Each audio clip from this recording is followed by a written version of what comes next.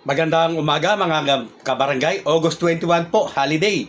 At ganap na ikapito po ng umaga. Kahit holiday po, may pasok tayo at nakahanda po tayo na papasok ngayon. Pero gagawa lamang po tayo ng isang content para po doon sa mga nagtatanong. Na dire-diretso na po tayo. Ang lagi pong tinatanong ay aabot pa ba? May sapat po ba na panahon pa ang mga senador o congressman na nagsusulong po ng term fixing? Mga kabarangay, kung tayo po ang magbibilang at magkukwenta, napaka imposible na po para sa atin na maipasa pa nila ito. Subalit dahil nga po sila ang may hawak ng bit, ay maaari nga po nila itong maipasa, mga kabarangay. Ang tanong, kapag naipasa ba nila ito, ay magiging ganap na batas ito? Mga kabarangay, sa lahat po ng nakasubaybay sa usaping ito, siyempre po mayroong mga naniniwala at pabor na ma-postpone po ang barangay at SK election dahil may kadahilanan po sila. Ano ang kanilang kadahilanan? Siyempre po yung iba ay maaaring nakaupo. Hindi naman sila o hindi naman nila kasalanan kung ma-extend nga po sila, hindi po ba? At yung iba naman po ay pabor naman na matuloy ito. Unang-una, yung iba po ay tatakbo. Yes po, tatakbo po yung iba. At yung iba naman po ay talagang gustong matuloy ito dahil yan po ay nasa batas na. Nakabatas na po yan, mga kabarangay, na dapat na ipatupad. So yun po yung mga damdamin, mga silakbo ng damdamin na naglalaban po sa mga panahon ito. Subalit, mga kabarangay, kung titingnan po natin ang legal na usapin, ang RA 1223 ito po ang umiiral po na batas na dapat pong ipatupad. Ang mga panukalang batas o bill ng mababa at mataas na kapulungan ay iisa na lamang po ngayon ang layunin. Ito po ay ang palawigin sa 5 taon ang termino ng mga barangay officials. Tama po yan. Napakaganda po sana, mga kabarangay. Kaya lang, ang epekto na naman po nito ay ang pagkakabalam o pagkakapigil at nga po, postponement po nitong nakatakda. So yan po yung usapin ngayon, mga kabarangay. Noon po ay kinatigan ng Korte Suprema ito nga pong RA 12232 na term setting, pagsasaayos po ng termino, at ang postponement daw po nitong dapat sana December 1 BSKE ay epekto lamang ng pagpipix po ng termino.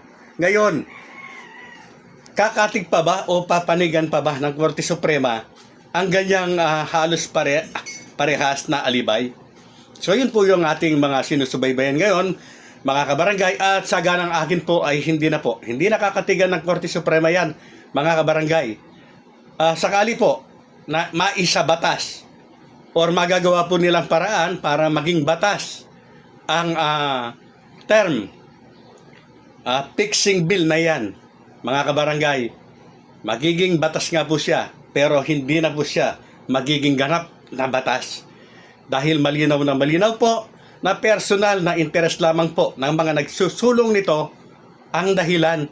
Hindi po ang krisis, hindi po ang para mapalawig yung termino ng mga barangay officials.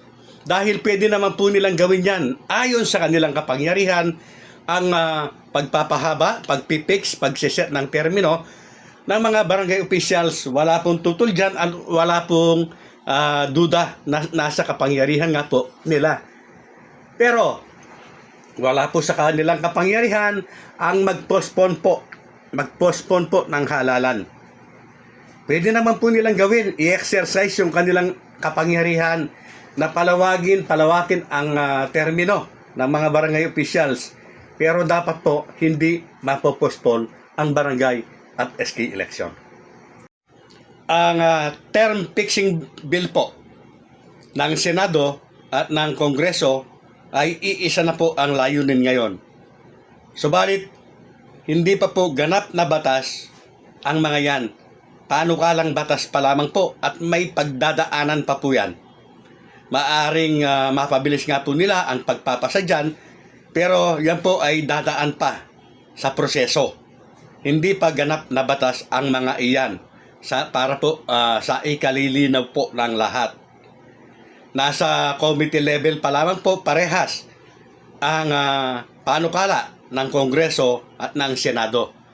Magkakaroon pa po yan ng committee hearing. Then pupunta po ng second reading at third reading. At kapag ang dalawang yan po ay nangyari na sa magkabila, magko-convene po yan para pag-isahin o amyendahan o aprobahan na ang napagkaisahang batas. Saka lamang po yan magiging batas at magiging ganap na batas kapag yan po ay pinirmahan ng Pangulo. Ibang usapan po, yung kapag naging batas na po siya, kinwestiyon, nakarating ng Korte Suprema, yan po ang isang usapan pa, mga kabarangay. Ang RA 12232 po ang nananatiling umiiral po na batas na nagsasabi, nagtatakda na ang barangay at SK election po ay magaganap sa November 2, 2026. Real talks based on facts.